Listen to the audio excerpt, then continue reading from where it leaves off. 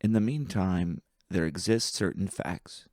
They are stiff and immovable, like the lampposts in the street, but at least they change in the evening when the lamplighter has touched them with his magic wand.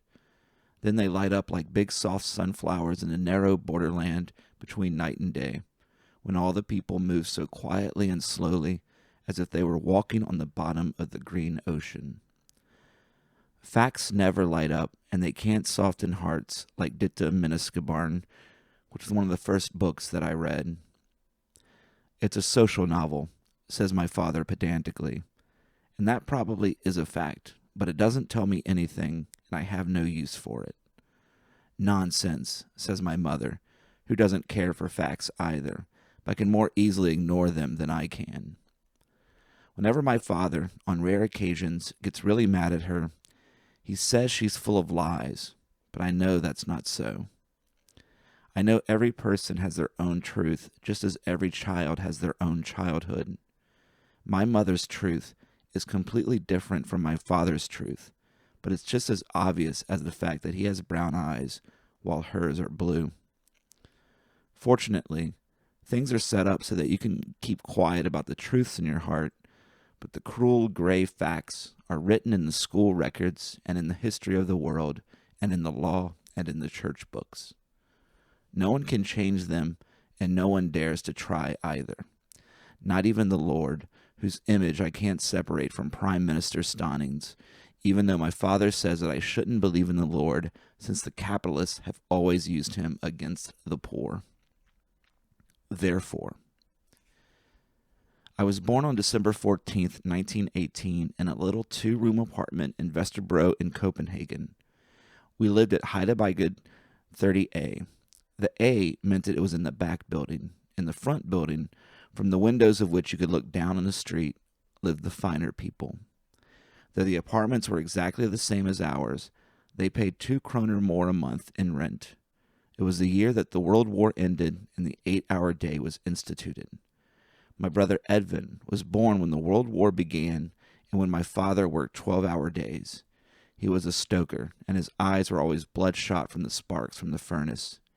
He was 37 years old when I was born, and my mother was 10 years younger.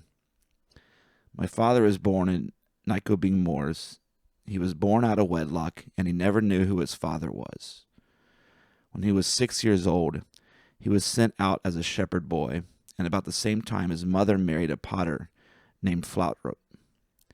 She had 9 children by him, but I don't know anything about all of these half-brothers and half-sisters because I've never met them, and my father has never talked about them. He cut off ties with everyone in his family when he went to Copenhagen at the age of 16. He had a dream of writing, and it never really left him completely.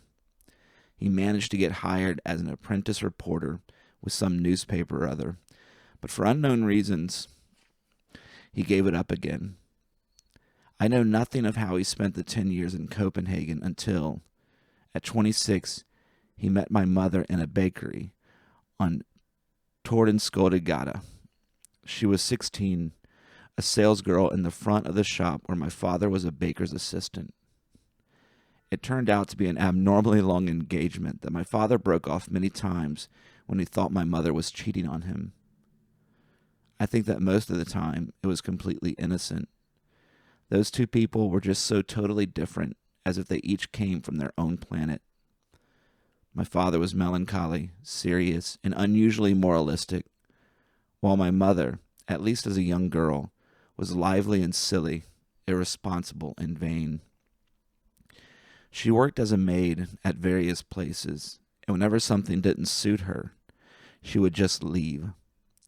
Then my father had to go and get the servant's conduct book and the chest of drawers, which he would drive over on a delivery bicycle to the new place, where there would be something else that didn't suit her. She herself once confided to me that she had never been at any job long enough to have time to boil an egg. I was 7 years old when disaster struck us. My mother had just knit me a green sweater. I put it on and thought it was pretty. Toward the end of the day, we went over to pick up my father from work.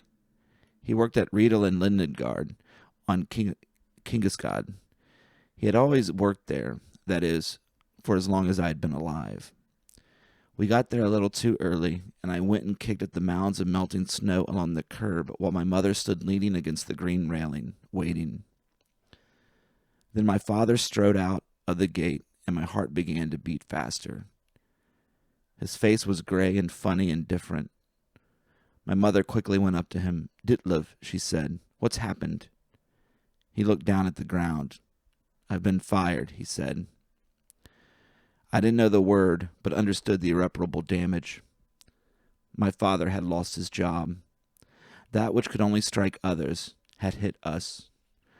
Riedel and Lindegard, from which everything good had come until now, even down to my Sunday 5 ore that I couldn't spend, had become an evil and horrible dragon that had spewed out my father from its fiery jaws, indifferent to his fate, to us, to me, and my new green sweater that he didn't even notice. None of us said a word on the way home. I tried to slip my hand into my mother's, but she knocked my arm away with a violent motion.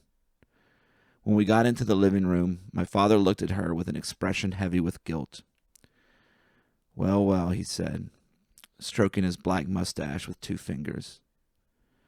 "It'll be a long time before the unemployment benefits give out." He was 43 and too old to get a steady job anymore. Even so, I remember only one time when the union benefits ran out and welfare came under discussion. It happened in whispers and after my brothers and my bedtime, because it was an indelible shame like lice and child support.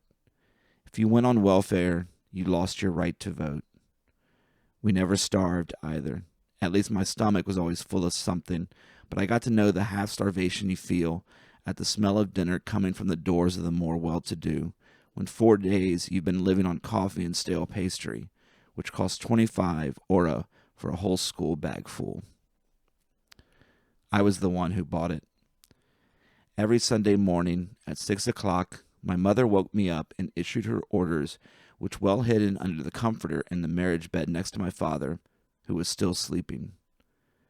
With fingers that were already stiff from the cold before I reached the street, I grabbed my school bag and flew down the stairs that were pitch dark at the time of day. I opened the door to the street and looked around in every direction and up at the front building's windows, because no one was supposed to see me perform this despicable task. It wasn't proper to take part in the school meals at the Carlsbergved School, the only social service institution that existed in Vesterbro in the 1930s. The latter, Edvin and I were not allowed to do. For that matter, it wasn't proper either to have a father who was unemployed, even though half of us did. So he covered up this disgrace with the craziest lies, the most common of which was that father had fallen off a scaffold and was on sick leave. Over by the bakery on Tondergata, the line of children formed a winding snake along the street.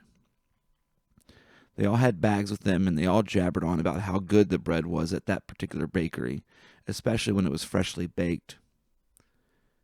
When it was my turn, I shoved the bag up on the counter, whispered my mission, and added aloud, "Preferably cream puffs." My mother had expressly told me to ask for white bread.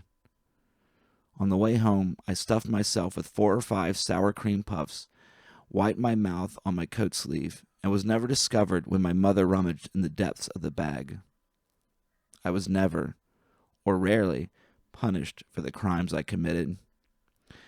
My mother hit me often and hard, but as a rule it was arbitrary and unjust, and during the punishment I felt something like a secret shame or a heavy sorrow that brought the tears to my eyes and increased the painful distance between us. My father never hit me. On the contrary, he was good to me. All my childhood books were his, and on my 5th birthday, he gave me a wonderful edition of Grimm's fairy tales, without which my childhood would have been gray and dreary and impoverished. Still, I didn't hold any strong feeling for him, which I often reproached myself for when, sitting on the sofa, he would look at me with his quiet, searching glance, as if he wanted to say or do something in my direction, something that he had never managed to express. I was mother's girl, and Edvin was father's boy. That law of nature couldn't be changed. Once I said to him, "Lamentation, what does that mean, Father?" I had found the expression in Gorky and loved it. He considered this for a long time while he stroked the turned-up ends of his mustache. "It's a Russian term," he said then. "It means pain and misery and sorrow." Gorky was a great poet. I said happily, "I want to be a poet too." Immediately he frowned and said severely, "Don't be a fool. A girl can't be a poet." Offended and hurt, I withdrew into myself again while my mother and Edvin laughed at the crazy idea. I vowed never to reveal my dreams to anyone again, and I kept this vow throughout my childhood. Chapter 5. It's evening, and I'm sitting as usual up on the cold windowsill in the bedroom and looking down at the courtyard. It's the happiest hour of my day. The first wave of fear has subsided. My father has said good night and has gone back to the warm living room, and the clothes behind the door have stopped frightening me. I look up at my evening star that's like God's benevolent eye. It follows me vigilantly and seems closer to me than during the day. Someday I'll write down all of the words that flow through me. Someday other people will read them in a book and marvel that a girl could be a poet after all. My father and mother will be prouder of me than of Edvin, and a sharp-sighted teacher at school, one that I haven't had yet, will say, "I saw it already when she was a child. There was something special about her." I want so badly to write down the words, but where in the world would I hide such papers? Even my parents don't have a drawer that can be locked. I'm in the 2nd grade, and I want to write hymns because they're the most beautiful things that I know. On my first day of school, we sang, "God be thanked and praised, we slept so peacefully." And when we got to, "Now lively like the bird, briskly like the fish of the sea, the morning sun shines through the pane," I was so happy and moved that I burst out crying, at which all the children laughed in the same way as my mother and Edvin laugh whenever my oddness brings forth my tears. My classmates find me unceasingly, overwhelmingly comical, and I've gotten used to the clown role and even find a sad comfort in it, because together with my confirmed stupidity, it protects me against their peculiar meanness toward anyone who is different. A shadow creeps out from the arched doorway like a rat from its hole. In spite of the dark, I can see that it's the pervert. When he's certain that the way is clear, he pushes his hat down on his forehead and runs over to the pissoir, leaving the door ajar. I can't see in, but I know what he's doing. The time has passed when I was afraid of him, but my mother still is. A little while ago, she took me to the Svenskata police station, and indignant and trembling with rage, told the officer that women and children in the building weren't safe from his filthiness. "He scared my little girl here out of her wits," she said. Then the officer asked me whether the pervert had bared himself, and I said no with great conviction. I only knew the word from the line, "Thus we bare our heads each time the flag is raised." He had really never taken off his hat. When we got home, my mother said to my father, "The police won't do anything. There's no law or justice left in this country." The door opens on its screeching hinges, and the laughter and songs and curses break through the solemn silence in the room, and inside of me, I crane my neck to get a better look at who's coming. It's Rapunzel, her father and Tin Snout, one of her parents' drinking companions. The girl is walking between the two men, each with an arm around her neck. Her golden hair shines as if reflecting the glow from some invisible street lamp. Roaring, they stagger across the courtyard, and a little later I can hear their ruckus out on the stairway. Rapunzel's real name is Gerda, and she is almost grown up, at least 13 years old. Last summer, when she went with Scaby Hans and Pretty Lily in the gypsy wagon to mind the smallest children, my mother said, "I guess Gerda has got herself more than just scabies on this trip." The big girls said something similar in the trash can corner in the courtyard, where I often find myself on the outskirts. They said it in a low voice, giggling, and I didn't understand any more than that it was something shameless and dirty and obscene, something about Scaby Hans and Rapunzel. So I got up my courage and asked my mother what really had happened to Gerda. Angrily and impatiently, she said, "Oh, you goose, she's not innocent anymore, that's all." And I wasn't any the wiser. I look up at the cloudless, silken sky and open the window in order to be even closer to it. It's as if God slowly lowers his gentle face over the earth, and his great heart beats softly and calmly, very close to mine. I feel very happy, and long melancholy lines of verse pass through my soul. They separate me, unwillingly, from those I should be closest to. My parents don't like the fact that I believe in God, and they don't like the language I use. On the other hand, I'm repelled by their use of language because they always employ the same vulgar, coarse words and expressions, the meanings of which never cover what they want to say. My mother starts almost all of her orders to me by saying, "God help you if you don't." My father curses God in his Jylland dialect, which is perhaps not as bad, but not any nicer to listen to. On Christmas Eve, we sing social democratic battle songs as we walk around the tree, and my heart aches with anguish and shame because we can hear the beautiful hymns being sung all around in the building, even the most drunken and ungodly homes. You should respect your father and mother, and I tell myself that I do, but it's harder now than when I was little. A fine, cool rain strikes my face, and I close the window again, but I can still hear the soft sound of the hallway door, so it's opened and closed far below. Then a lovely creature slips across the courtyard, as if held upright by a delicate, transparent umbrella. It's Ketty, the beautiful spirit-like woman from the apartment next to ours. She has on silver high-heel shoes under a long yellow silk dress.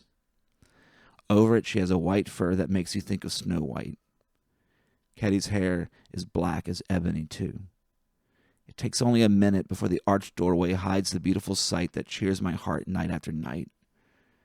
Ketty goes out every evening at this time, and my father says that it's scandalous when there are children around, and I don't understand what he means. My mother doesn't say anything because during the day she and I are often over in Ketty's living room drinking coffee or hot chocolate. It's a wonderful room where all the furniture is red and plush. The lampshades are red, too, and Ketty herself is pink and white like my mother, although Ketty is younger.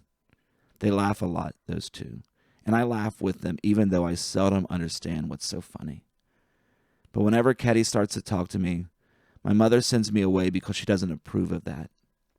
It's the same with Aunt Rosalia, who also likes to talk to me. Women who don't have children, says my mother, are always so busy with other people's. Afterwards, she puts Ketty down because she makes her old mother live in the unheated room overlooking the courtyard and never lets her come into the living room. The mother is called Mrs. Anderson, and according to my mother, that's the blackest lie, since she's never been married. It's a great sin, then, to have a child. I know that. And when I ask my mother why Ketty treats her mother so badly, she says it's because the mother won't tell her who her father is. When you think about something that terrible, you really have to be grateful you have the proper relationships in your own family. When Ketty has disappeared, the door to the pissoir opens cautiously, and the pervert edges sideways like a crab along the wall of the front building and out the door. I had completely forgotten about him.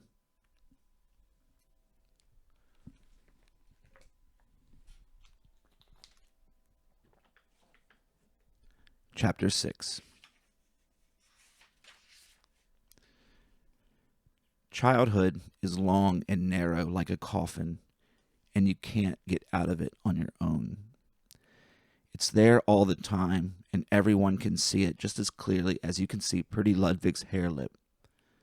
It's the same with him as with Pretty Lily, who's so ugly you can't imagine she ever had a mother. Everything that is ugly or unfortunate is called beautiful, and no one knows why. You can't get out of childhood, and it clings to you like a bad smell. You notice it in other children. Each childhood has its own smell. You don't recognize your own, and sometimes you're afraid that it's worse than others.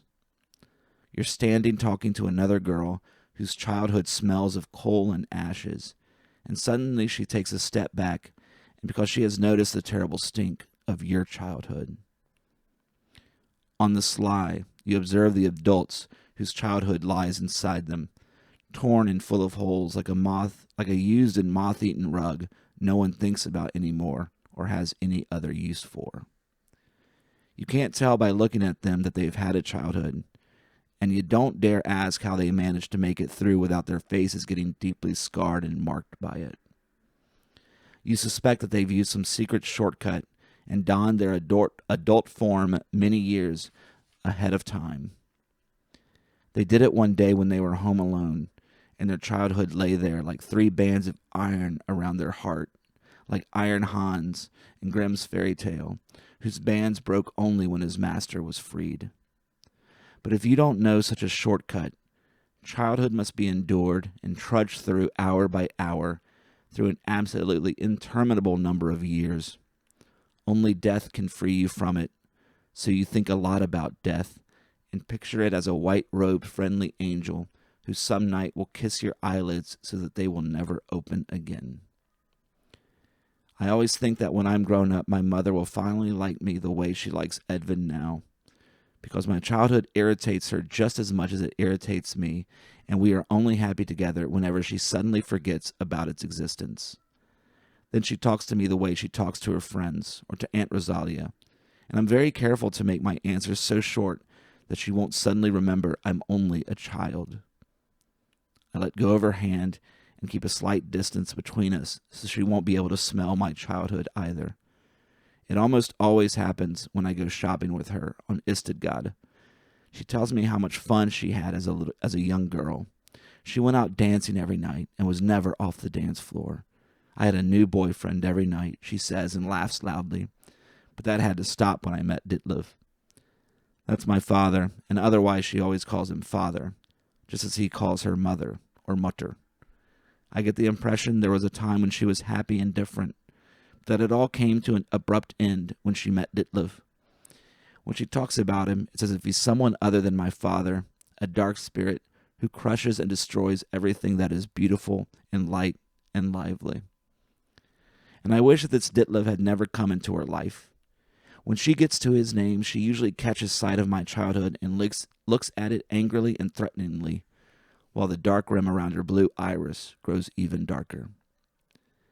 This childhood, then, shivers with fear and despairing tries to slip away on tiptoe. But it's still far too little and can't be discarded yet for several hundred years. People with such a visible, flagrant childhood, both inside and out, are called children, and you can treat them any way you like because there's nothing to fear from them. They have no weapons and no masks unless they are very cunning. I am that kind of cunning child, and my mask is stupidity, which I'm always careful not to let anyone tear away from me. I let my mouth fall open a little and make my eyes completely blank, as if they're always just staring off into the blue. Whenever it starts singing inside me, I'm especially careful not to let my mask show any holes. None of the grown-ups can stand the song in my heart or the garlands of words in my soul, but they know about them because bits seep out of me through a secret channel I don't recognize and therefore can't stop up. You're not putting on airs, they say, suspiciously, and I assure them that it wouldn't even occur to me to put on airs. In school, they ask, "What are you thinking about? What was the last sentence I said?" But they never really see through me. Only the children in the courtyard or in the street do. "You're going around playing dumb," a big girl says menacingly and comes up close to me. but you're not dumb at all. Then she starts to cross-examine me, and a lot of other girls gather silently around me, forming a circle I can't slip through until I've proved I really am stupid. At last, it seems clear to them after all of my idiotic replies, and reluctantly they make a little hole in the circle so I can squeeze through and escape to safety. Because you shouldn't pretend to be something you're not, one of them yells after me, moralistic and admonishing.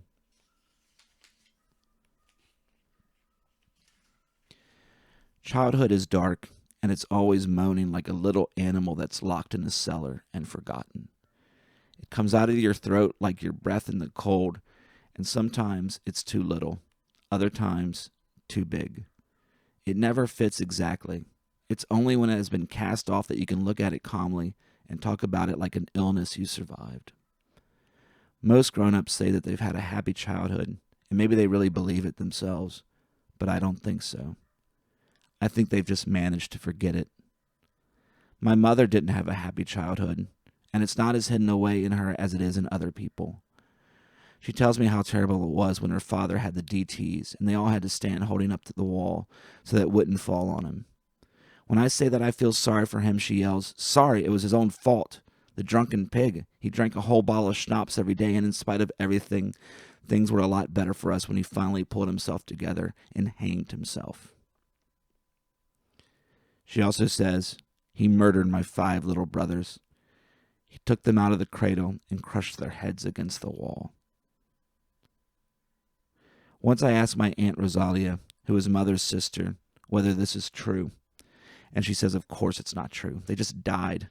Our father was an unhappy person, but your mother was only 4 years old when he died. She has inherited Granny's hatred of him." Granny is their mother, and even though she's old now, I can imagine that her soul can hold a lot of hatred. Granny lives on the island of Amager. Her hair is completely white, and she's always dressed in black. Just as with my father and mother, I may only address her in an indirect way, which makes all conversations very difficult and full of repetitions. She makes the sign of the cross before she cuts the bread, and whenever she clips her fingernails, she burns the clippings in the stove.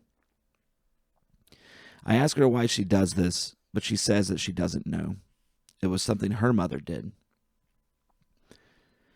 Like all grown-ups, she doesn't like it when children ask about something, so she gives short answers.